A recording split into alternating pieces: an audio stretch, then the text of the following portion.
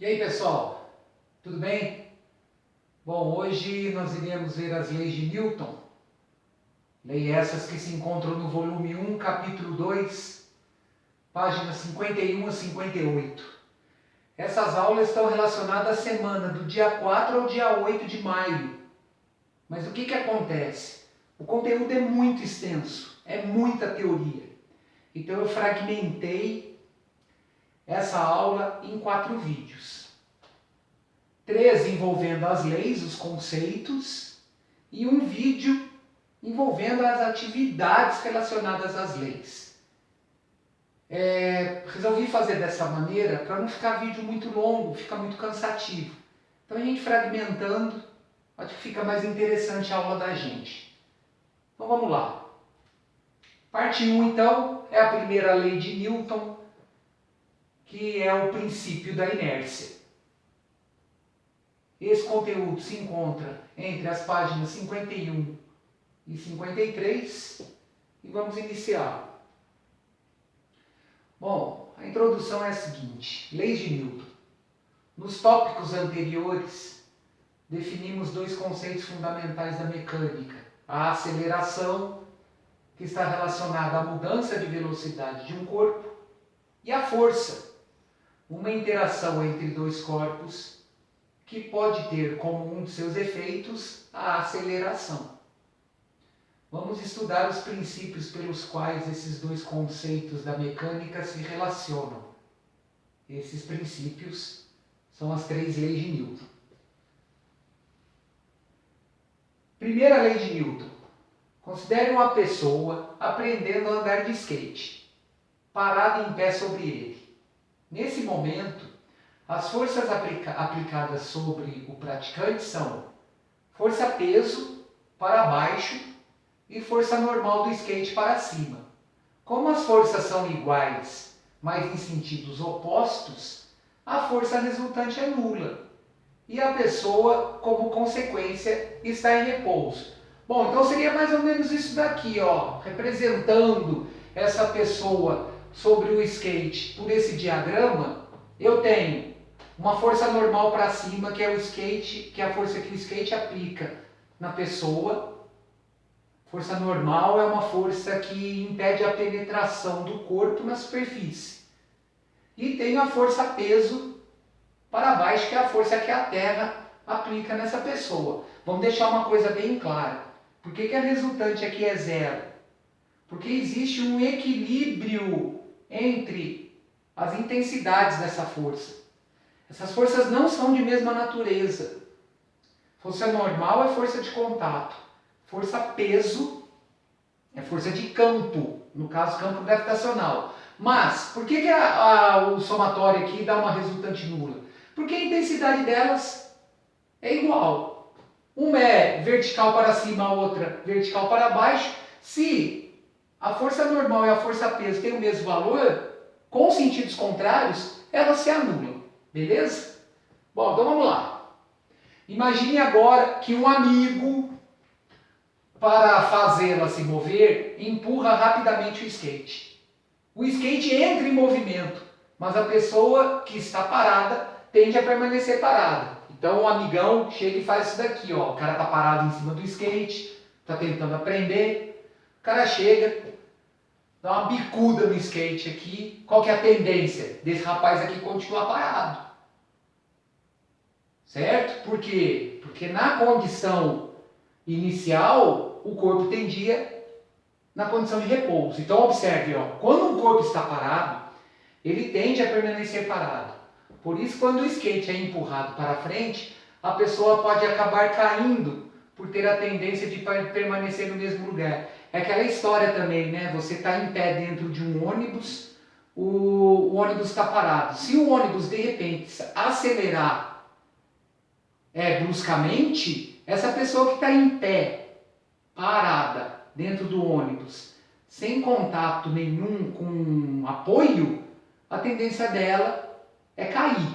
Tá? Por quê? Porque a tendência dela era permanecer na condição de repouso. Bom, vamos mudar a situação agora. Em um segundo momento, após aprender a se equilibrar sobre o skate, essa mesma pessoa o coloca em em movimento. Considere então que, durante o movimento das rodas do skate, as rodas do skate atingem pequenas pedras e travam, fazendo-o parar. Embora o skate pare, a pessoa que estava em movimento tende a permanecer em movimento. Por quê? Vamos fazer uma análise aqui. Na física tudo é relativo, depende do referencial.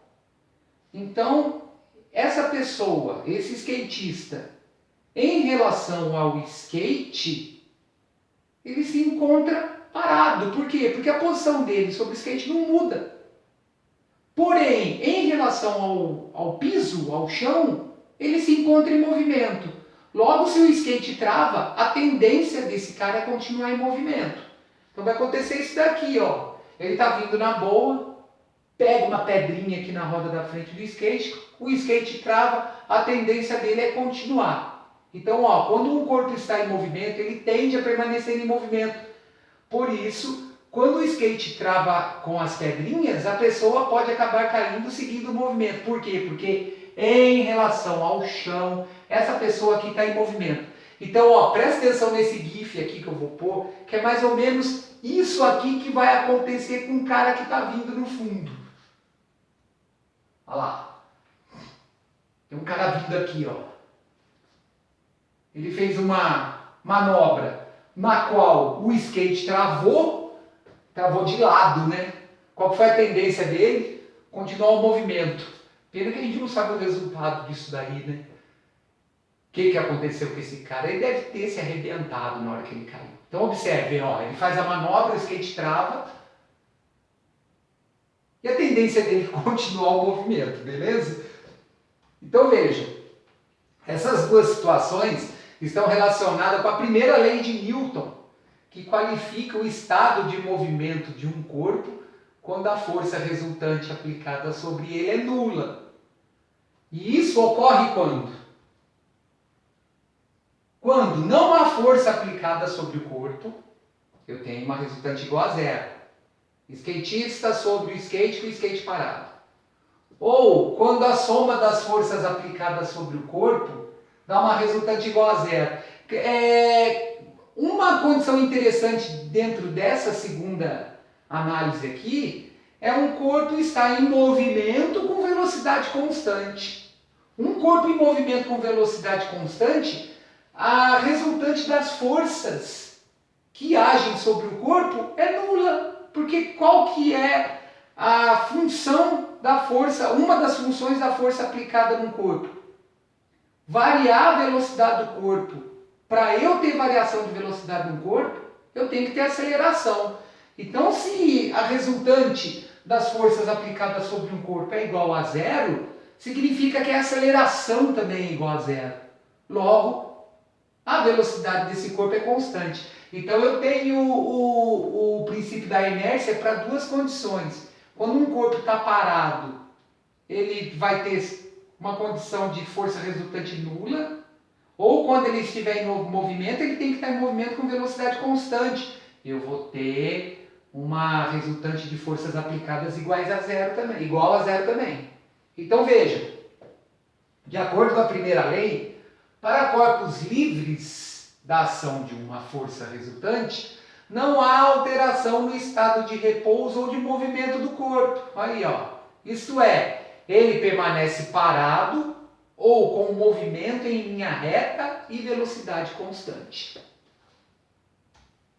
Então, de acordo com Newton, todo corpo pontual continua em seu estado de repouso ou de movimento em uma linha reta, a menos que seja forçado a mudar aquele estado por forças imprimidas a ele. Lá no comecinho nós vimos que o menino estava parado em cima do skate, o rapaz veio e empurrou o skate. É esse lance aqui, ó, forças imprimidas a ele. Antes, ele estava mantendo a condição de repouso. A partir do momento que uma força externa agiu sobre o skate, essa força externa foi imprimida a esse skate, tirando-o da condição de repouso. Então ele saiu da condição de inércia. Aí, ó. Por isso que é importante o uso do cinto de segurança no veículo. O cinto de segurança, na verdade, é um dispositivo anti-inércia. Porque o que acontece? A pessoa está no carro e ela está sem cinto de segurança e colide com um obstáculo qualquer, a tendência desse corpo é continuar o movimento. Tem um exercício que nós vamos resolver que eu consegui achar um vídeo de colisão, de teste de colisão. Então tem dois bonecos dentro de um carro, um com cinto de segurança, outro sem. Na hora que a gente for analisar esse exercício, vocês vão ver o que acontece com a pessoa que está sem cinto de segurança dentro de um carro, sentada num banco de trás. Então o cinto de segurança ele é um dispositivo anti-inércia. Beleza? Então, ó, vamos entender o que é o princípio da inércia relacionado a essa primeira lei. Quando vamos ao supermercado fazer compras, costumamos utilizar o carrinho para carregar os produtos. Inicialmente, quando o carrinho está vazio e leve, é fácil aumentar a sua velocidade, ou seja, variá-la, né? Aplicar aceleração, pará-lo, também relacionado à aceleração. Fazer curva também está relacionado à aceleração. Então essas três condições aqui, ó, aumentar a sua velocidade, pará-lo, que é diminuir sua velocidade, e fazer curva, está associado à aplicação de uma força. Por quê? Porque eu estou variando a velocidade. Ah, professor, fazer curva é variar a velocidade? Sim, é aceleração centrípeta. Bom, porém, depois de carregado, torna-se muito mais difícil fazer as mesmas manobras aqui de cima, porque eu aumentei a massa. Beleza? Então observe, aqui no carrinho vazio, a partir do momento que eu começo a colocar objetos dentro desse carrinho, a força aplicada por esse rapaz aqui, ela tem que ser maior. Por quê? Porque eu estou aumentando a massa desse conjunto. Então observe, ó, quanto maior a massa do corpo, maior é a força necessária para colocá-lo em movimento. Isso porque, ao aumentar a massa, aumenta-se também a inércia. Então a massa é a condição de inércia de um corpo. Aumentando-se a massa, eu aumento a inércia, ou seja, mais difícil é colocar o corpo em movimento, mais difícil é mudar a condição de movimento também. Nessa condição de movimento seria fazer curva, parar, acelerar. Então, ó, essa dificuldade em alterar o estado de repouso de movimento do carrinho está relacionada a uma propriedade da matéria, denominada inércia. A palavra inércia, que vem do latim inertia, significa preguiça ou indolência, ou seja, indiferença, né? Então, quanto maior a inércia, maior é a vontade desse corpo em entrar em movimento. Assim, a inércia pode ser compreendida como a resistência de um corpo à alteração de seu estado de repouso ou movimento. Ou ainda, como uma tendência natural que os corpos têm de manter o seu estado de movimento ou repouso. É muito mais fácil empurrar um veículo de passeio do que empurrar um caminhão carregado. Correto? Então veja, condição de equilíbrio e equilíbrio para a gente poder entender a inércia, que é a primeira lei de Newton. Para a física, a condição de equilíbrio é estabelecida quando a soma das forças aplicadas, ou seja, a força resultante sobre um corpo é nula. Então, ó, vamos guardar bem isso. Um corpo só encontra-se em equilíbrio quando o somatório de todas as forças resultantes aplicadas sobre esse corpo é igual a zero, ou seja, é nulo. Isso pode ocorrer com um objeto parado, que permanecerá parado, ou em movimento, que permanecerá em movimento retilíneo com velocidade constante. Então, ó, para os chamados pontos materiais, corpos com dimensões desprezíveis, ou seja, as dimensões desse corpo não vão influenciar no estudo físico, duas são as possibilidades de equilíbrio. Eu vou ter o equilíbrio estático quando o corpo se encontra parado, e o equilíbrio dinâmico, que vai ser quando um corpo encontra-se em movimento, só que com velocidade constante em linha reta. Tá? Por que em linha reta? Porque a partir do momento, mesmo que o corpo tenha uma velocidade constante, esse corpo entrar numa curva, eu já não tenho mais força resultante igual a zero aplicada sobre o corpo. Por quê? Porque para esse corpo fazer a curva, precisa ser aplicada uma força em direção ao centro da curva, que é a força centrípeta. Então, a condição de equilíbrio estático ela tem que ser bem definida. É velocidade constante, corpo percorrendo uma trajetória em linha reta, sempre. Então, olha lá, o equilíbrio estático, ele vai ser definido quando o corpo está em repouso, ou seja, parado em relação ao referencial adotado. Então, neste caso, esse meu corpo, ele está parado em relação ao referencial, que é o piso. Na condição de estar parado, a velocidade tem que ser igual a zero. Então, veja, um corpo em repouso permanece em repouso se a resultante das forças que agem sobre ele for zero. Na horizontal não tem força nenhuma agindo nesse corpo. Por quê? Porque a velocidade dele é zero. Na vertical tem força agindo? Tem. A normal para cima e o peso para baixo, mas elas estão em equilíbrio.